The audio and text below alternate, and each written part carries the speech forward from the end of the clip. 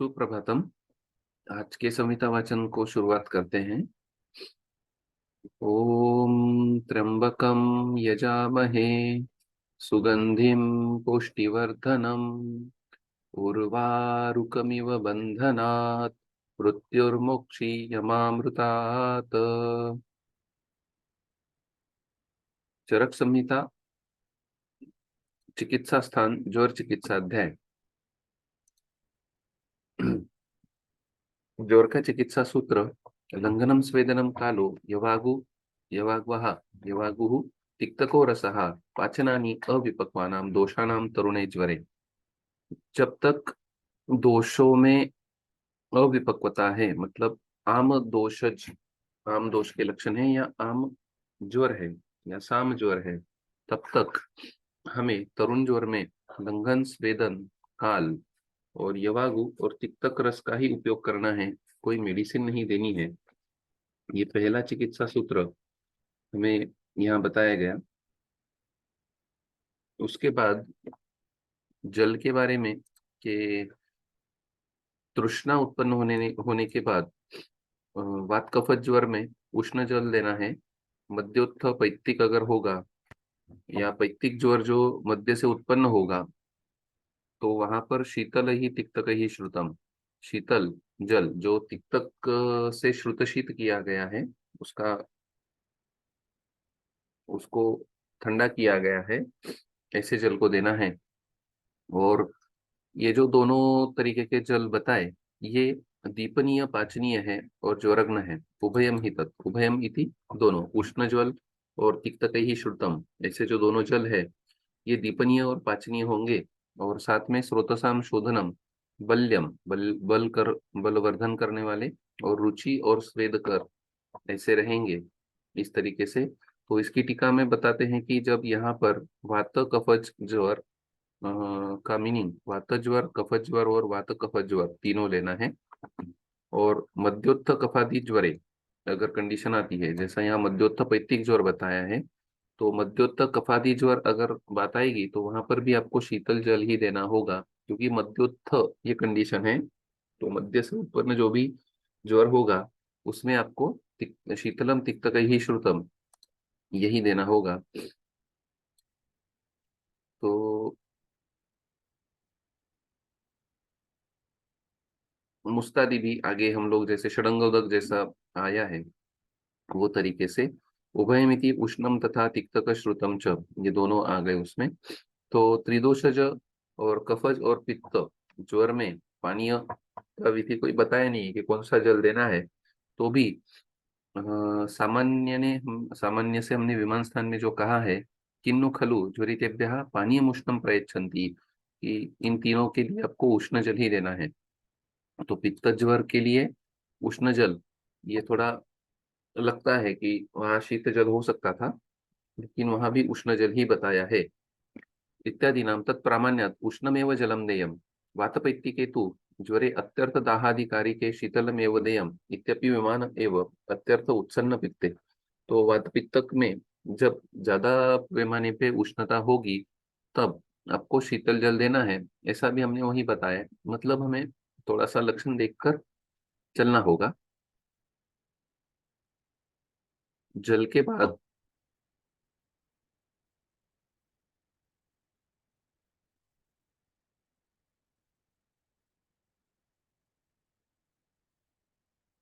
षडंग पानीय बताते हैं। मुस्तपर्पटकोशीर चंदन उदिच्च नागरे ही श्रुत शीतम जलम दद्यात् पिपासा ज्वर शांतये। जैसा मध्योत्थ पैत्ती के ये बताया गया, वहां उसके जस्ट आगे षडंग पानीय बताया। तो लगभग ये पहला योग ज्वर में ज्वर चिकित्सा में आया, षडंग पानीय। क्योंकि पहली चिकित्सा जो हमने देखा लंघनम स्वेदनम कालो, ये बताने के बाद इस तरीके के पाचन ज्वर में यूज किए जाए, मेडिसिन डायरेक्टली ना दी जाए। और फिर उसके बाद जल की बात आई और जल के बारे में बात करते हुए धीरे से वहां से मेडिसिन का उपयोग शुरुआत हो रहा है। तो मुस्ता प्रपटक उशिर चंदन उदिच्च और नागर, इनका श्रुत शीत देना है, उबालकर ठंडा कर कर देना है पिपासा और ज्वर की शांति के लिए। तो यहाँ पर कोई अवस्था वैसे बताई नहीं है, तो जो सभी ज्वरों में जनरली हम लोग इसका प्रयोग करते हैं। तो मुस्ता इत्यादि पानीय साधका षडंग प्रयोगा, मुस्ता, परपटक, उषित, चंदन, उदीच्य और नागर, ये छह है, इसलिए इनको षडंग पानी बोला जाता है। तो ये छह अंग है। तो अत्र शुंठी, अ, उदीच्य, नागर, सॉरी, शुंठी अतिक्ता अपि, शुंठी वैसे तिक्त नहीं आती है, उशीर, चंदन, उदीच्य। तो अतिक्ता अपि आमाशय दुष्टिकारक ज्वर हितत्वात् विहिता। तो तिक्त द्रव्य नहीं है, फिर भी आमाशय दुष्टिकारक जो ज्वर है उसको हितकर है, नागर, इसलिए बताई गई। और अत्र श्रुतशितम जलम दद्यात् इति जल संस्कार श्रुत्या न क्वाथ परिभाषा या क्वाथ करणम। तो इसका क्वाथ नहीं करना है, जल का संस्कार करना है, किंतु जल संस्कार परिभाषाया, सॉरी,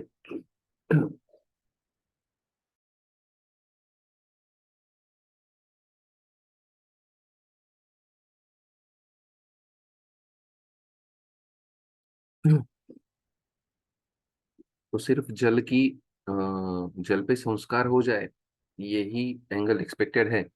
तो परिभाषा च स्वतंत्र अनुक्ता अपि वृद्ध व्यवहार सिद्धा प्रमाणीभूत।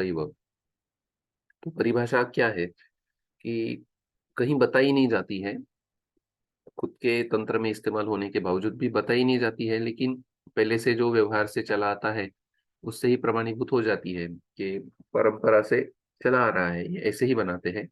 और इसीलिए साच, तो ये परिभाषा इसी है, यद अपसु श्रित श्रितासु शरंगादि प्रयुज्यते कर्षमात्रम ततो द्रव्यम साधयत प्रस्थिके अंबसी अर्धश्रुतम प्रयुक्तव्यम पाने पेयादि संविधौ इति परिभाषार्थ व्यत्यय। तो परिभाषा में ऐसा बताया है कि पानी में जो श्रुतशिता सु षडंगादि प्रयुज्यते, षडंगादि का जो श्रुतशित के लिए प्रयोग होगा, उसमें कर्षमात्रम द्रव्य को एक प्रस्थ जल में साधना करनी है और अर्धश्रुत उसको बनाना है। अर्धश्रुत करके उसको पेयादि संविधो, पानी प्रयोक्तव्यम पाने पेयादि संविधो, पान और पेयादि संविधा में उसका यूज करना है, ये परिभाषा है। तो लेकिन क्वाथ नहीं बताया है। तो क्वाथ में अष्टमांशावशेषित होता है, यहाँ पर अर्धावशेषित है।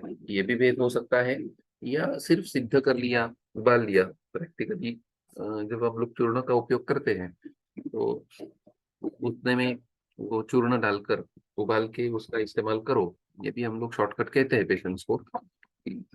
जहां पर कुछ नहीं हो सकता है वहां इतना तो हो जाए, ये अपेक्षा से ये काम चलता है।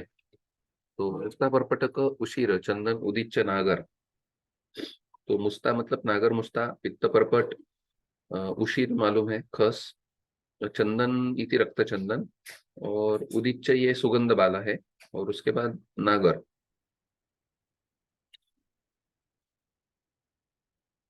तो ज्वर में जो पिपासा आ जाएगी और ज्वर आ जाएगा, इनकी शांति के लिए आपको ये श्रुतशीत इस्तेमाल करना चाहिए।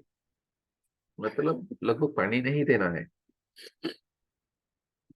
जलपान से भी सिद्ध जलपान, कम से कम शुंठी सिद्ध जल तो भी हम लोग देते ही देते हैं कि ठीक है आप ऐसा करो और इस तरीके से जल का पान करो, ये हम बताते हैं। जहाँ षडंगोदक पास पॉसिबल नहीं होता है वहां पर कम से कम नागर सिद्ध जल तो भी हम लोग देते ही देते हैं। तो ये षडंग पानीय यहाँ पर बताया, बड़े पैमाने पे हम लोग यूज करते हैं। और फिर अभी ज्वर की अवस्थी की चिकित्सा एक तरीके से चल रही है कि कफ प्रधानान अनुत्क्लिष्टान दोषान आमाशय स्थितान बुध्वा ज्वरकरान काले वम्यानाम वमनई हरे। तो फिर कफ प्रधान दोष है और अनुत्क्लिष्ट है, कफ प्रधान अनुत्क्लिष्टान दोषान आमाशय स्थितान। तो ये अनुत्क्लिष्ट है लेकिन कफ प्रधान है और आमाशय में स्थित है। और ऐसे अगर आपको लग रहा है कि यही ज्वरकर भाव है, दोष है, तो उनको वमन से आपको निकालना है। तो अविशेषेण तरुण अतरुण ज्वरे अवस्था विधेयम। तो तरुण ज्वर में तो पहले आपको बता दिया हमने कि लंघनम स्वेदनम कालो यवागोस तिक्तको रसाहा। उसके बाद तरुण अतरुण ज्वर में अवस्था भेद से कुछ ऐसी अवस्थाएं आएंगी, उस तरीके से बताते हैं कि कफ प्रधानान इत्यादि। तो कफ प्रधानो येषाम ते कफ प्रधान, जिनमें कफ की प्राधान्यता होगी उनको कफ प्रधान कहा जाएगा। उत्क्लिष्टान इति रुल्लासादीनाम बहिर्गमनोन्मुखान। ओके सॉरी, कफ प्रधानान उत्क्लिष्टान है ये, कफ प्रधानान उत्क्लिष्टान। उत्कृष्ट दोष, क्योंकि अनुत्कृष्ट में वमन नहीं होता है, उत्कृष्ट दोषों में ही होता है। तो उत्कृष्टान इति रुल्लास आदि नाम बहिर्गमनोन्मुखान, रुल्लास आदि से जो बाहर आने को प्रवृत्त हो गए हैं, ऐसे दोष। आमाशय स्थितान इति अनेन सर्व शरीरम परित्यज्य आमाशय गमनम दर्शयति। तो पूरे शरीर से भी आपको उनका आधिक्य जब आमाशय में ही लग रहा होगा, और यही ज्वरकरान इति अनेन ज्वरकरान ही दोषान एव विधान एव नवज्वरे वमनै हरेत न अन्यथा इति। तो इस तरीके से जब आपको नवज्वर में ये कंडीशन मिलेगी तभी आप ये करोगे, अदरवाइज नहीं करोगे। काले इति यथोक्ता,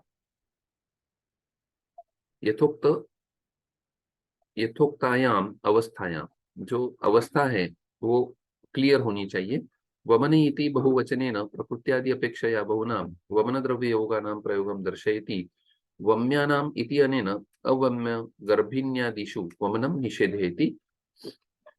वम्यानाम इति वमनार्ह, जो हमें सूत्र स्थान में भी बताए, सॉरी हाँ, सिद्धि स्थान में बताए। अत्र च स्वयमेव उत्क्लिष्टत्वात् दोषस्य दोष उत्क्लेश प्रयोजनको स्नेहस्वेदो न क्रियते अल्पो वा क्रियते।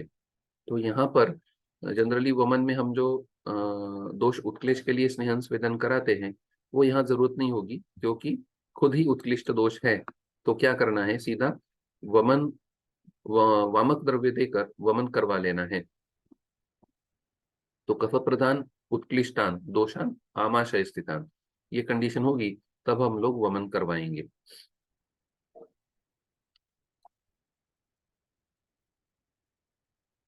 और अगर दोष उपस्थित नहीं है और आप वमन करवाते हो, अनुपस्थित दोषानाम वमनम तरुणे ज्वरे, और अगर ये गलती हो जाती है तो क्या होगा, रुद्रोगम श्वासम अनाहम मोहम च जनयत भृशम।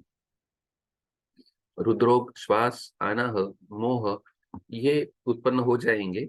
सर्वदेहानुगा सामा धातुस्था असुनिर्हराः दोषा फलानाम आमानाम स्वरसा इव सात्ययः। कि जिस तरीके से आम फल, अपक्व फल से आप रस निकालने की चेष्टा करते हो, वैसा ही वैसी बात यहाँ पर हो जाएगी कि अनुपस्थित दोषानाम वमनम तरुणे ज्वरे। अगर आप तरुण ज्वर में वमन देने को जा रहे हो और दोष उपस्थित नहीं है आमाशय में, तब रुद्रोग, श्वास, अनाह, मोह इनकी उत्पत्ति हो जाएगी। और जो सर्वदेह में प्रसृत है, साम है, अवस्था वाले दोष है, धातुस्थ है, धातुस्था असुनिरहरा। और असुनिरहरा का मतलब है कि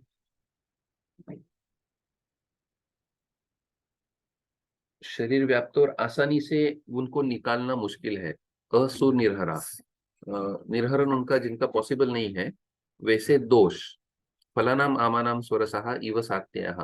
तो जैसे आप आम फलों से रस नहीं निकाल सकते हो, ये मुश्किल है, ये तरीके का वचन है, वैसा ही इन दोषों को आप सर्वदेहानुगाह दोषों को आप वमन से नहीं निकाल सकते हो, ये बताते हैं।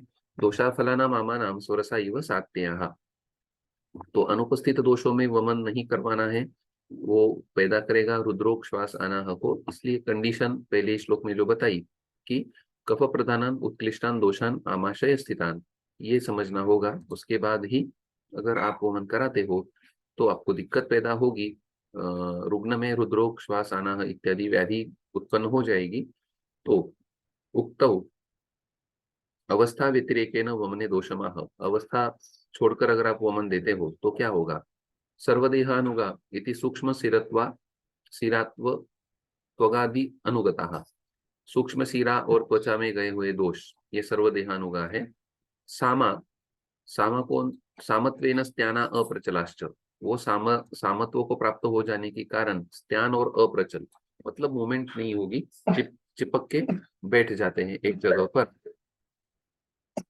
धातुस्था इति धातुषु अत्यंत अनुप्रवेश व्यवस्थिताः।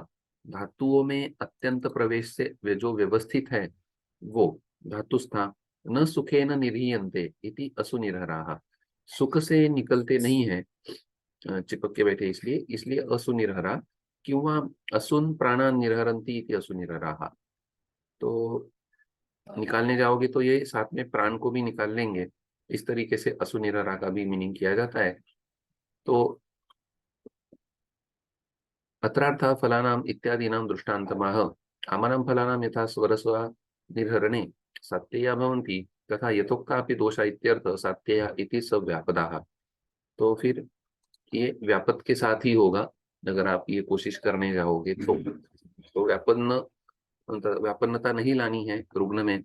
इसलिए ये बताते हैं कि ऐसी अवस्था में आप वमन ना करो।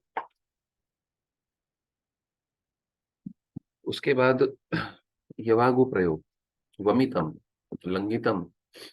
तो वमन वैसे तो इसमें नहीं आया था तरुण ज्वर में, जैसे हमने चिकित्सा में देखना है पीछे जाकर।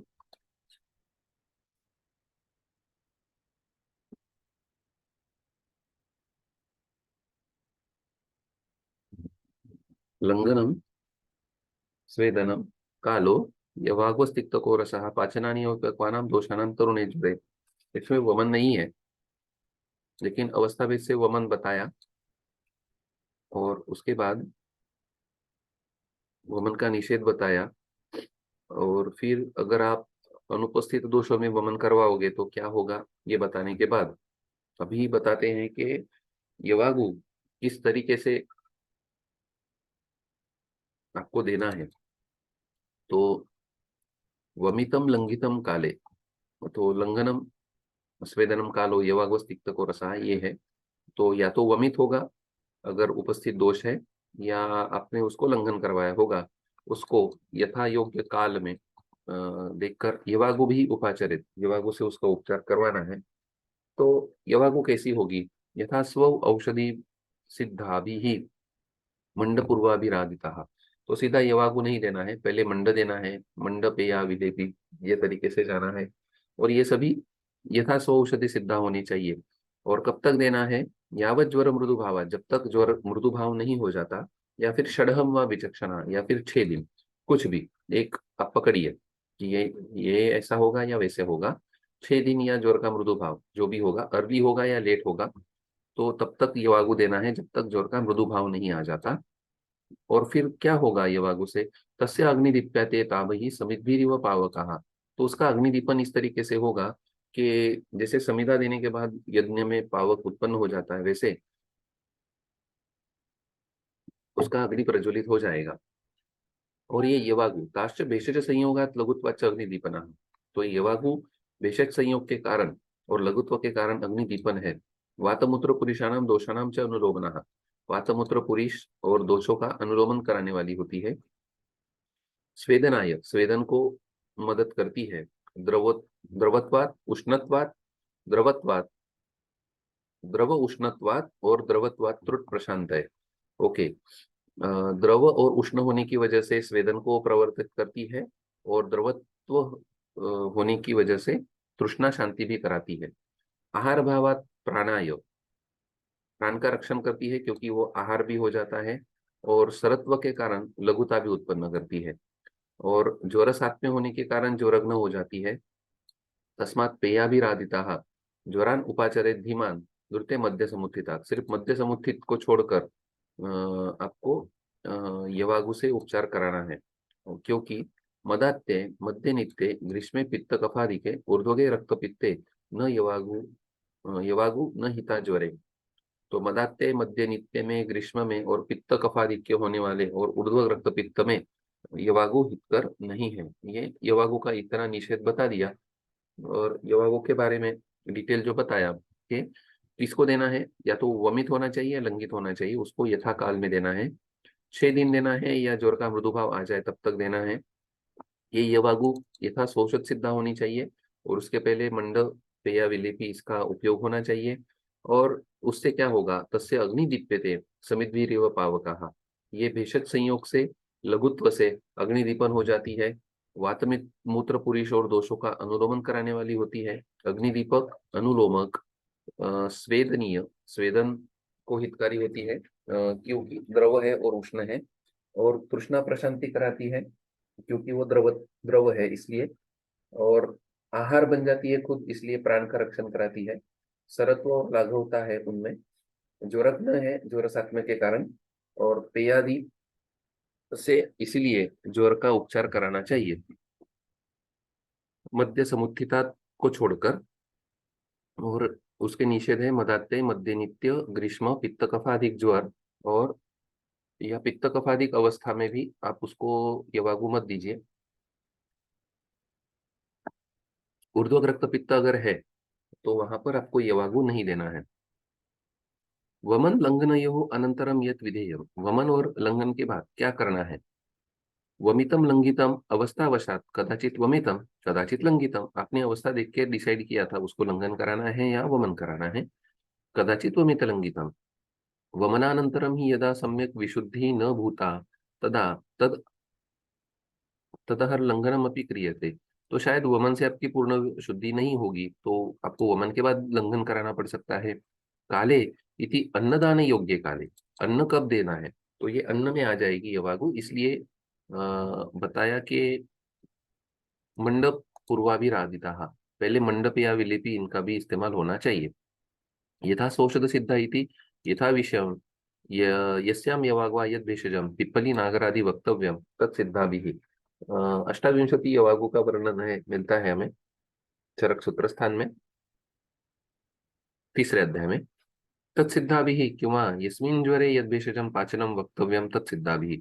या तो हमने पिप्पली नागरादि जो कहा है उसको लीजिए, या फिर जिस ज्वर में जो भेषज है या जो पाचन हमने कहा है उससे उसको सिद्ध कीजिए। जैसे सुश्रुत में कहा है अन्न काले हितापेया यथा स्वम पाचने ही कृता, स्वम पाचने ही कृता, जो पाचन हमने उसमें बताया है वही आपको उसी से पेया को सिद्ध कराना है। मंड पूर्वाभि मंड प्रधाना भी, मंड प्रधान होनी चाहिए। तत्र प्रथमं मंडम पीत्वा तद अनु तनुपेया भागो योज्यः। तो मंडप पीने के बाद तनुपेया का योजना करनी है, बराबर। लिक्विड से सेमी लिक्विड तक आना है। यावत ज्वर मृदुभावात इति ज्वरस्य दोषपाकात तीक्ष्णता निवर्तते, दोषपाक जब तक हो जाते हैं और ज्वर की तीक्ष्णता निकल जाती है तब तक यूज करना है। असति ज्वर मृदु भावे अपि षडहम यावत, या ज्वर का मृदु भाव भी आ गया है और 6 डेज नहीं हुए हैं तो 6 दिन तक आप चलाइए। अयम च षडः किम पेयादिनात् प्राभृति अहोस्वित ज्वरोत्पाद दिनात् इति पक्षद्वयम उत्तर तत्र। तो 6 दिन कहाँ से लेना है कि पेयादिनात्, पेया देने से छठवां दिन लेना है, या ज्वर की उत्पत्ति से 6 दिन लेने हैं। तो पक्षद्वयम उत्तरत्र उत्तर अत्र। तो ज्वरितम षडहे अतीते इत्यत्र निर्लोचयिष्यामः। तो ज्वरित व्यक्ति के 6 दिन हो जाने, ये आपको लेना है। ज्वर की उत्पत्ति से 6 दिन लेना है। स्वेदना इत्यादि भवन्ति इति शेषः ज्वरसात्म्यत्वम् अभिधाय यवागुनाम अविषयम यवागुनाम अविषयम ज्वरितमः ऋतु इत्यादि। ऋते मध्य समुत्थितादिति मध्य कारणे ज्वरे निषेधः, मध्य कारण से उत्पन्न ज्वर में यवागु का निषेध बताया है। तथा मदात्ये अपि व्याधौ अन्य हेतु जो अपि यो ज्वरः तथा ग्रीष्मे तथा पित्त कफादिके ज्वरः तथा ऊर्ध्व रक्तपित्तिनो यो ज्वरः तेषु सर्वेषु पेयान देया। तो ये जो बताया गया मदात्य मध्य नित्य ग्रीष्म पित्त कफाधिक ऊर्ध्व रक्तपित्त, इनमें जो ज्वर होगा वहां पर यवागु न हिता ज्वरे, इनसे उत्पन्न ज्वर में आपको यवागु नहीं देनी है। यह मदात्यादीनां पेयारहेषु जातोपि ज्वर पेयान अरहा। तो मदात्यादि में जो होंगे, पेया देने के एलिजिबल होंगे, वहां पे आप पेया दे सकते हो। पित्त कफादिके इति अनेन पित्त कफयोः रतिमात्रोद्गमे सति पेयाया अदानं बोधयति।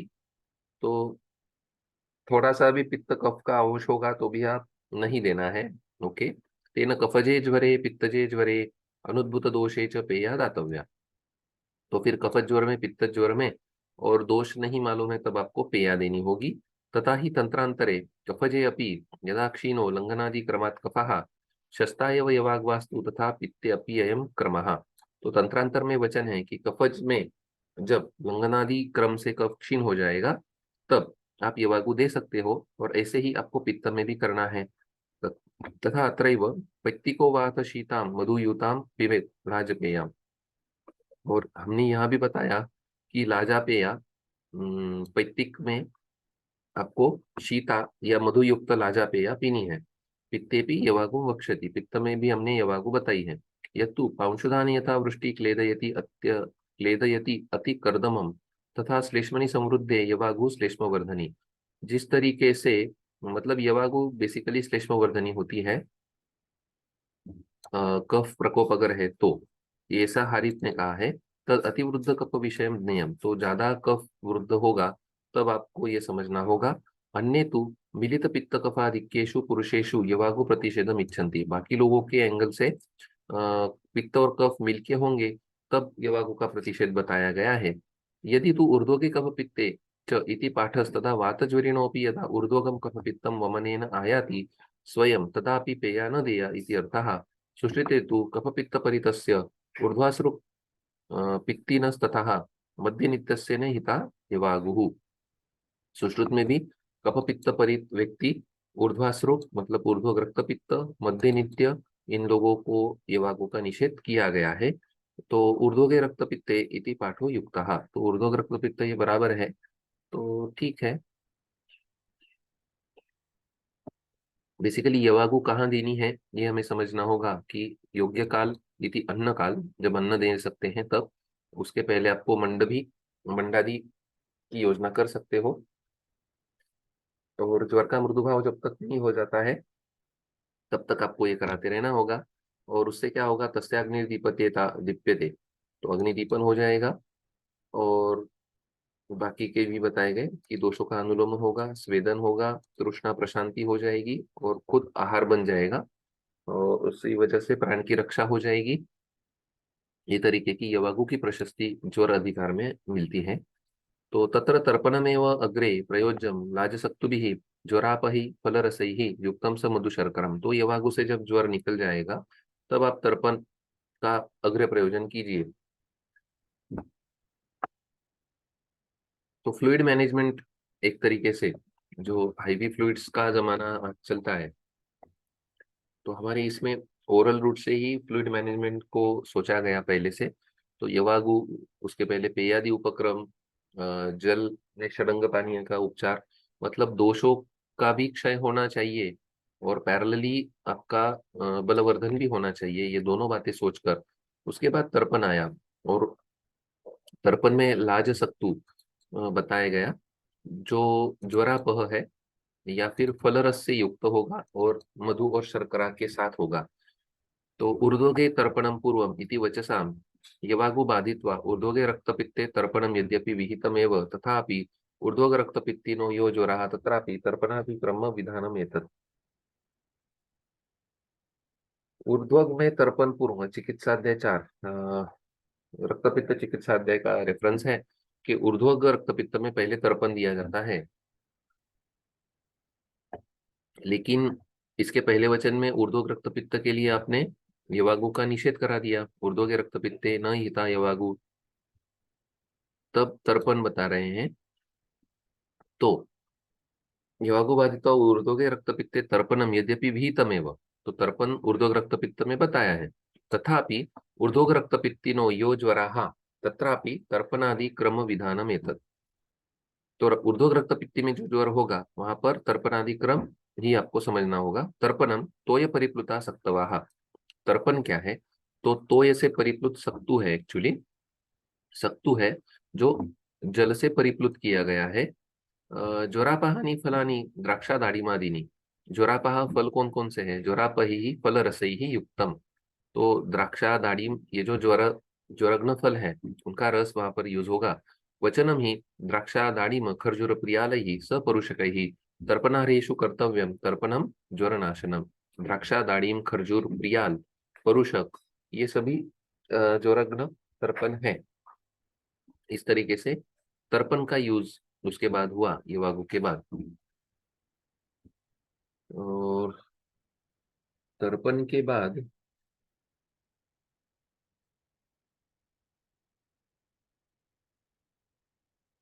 तथा सात्म्य बलापेक्षी भोजयेत जीर्ण तर्पणम तनुना मुद्गयूषेण जांगलानाम रसेन वा।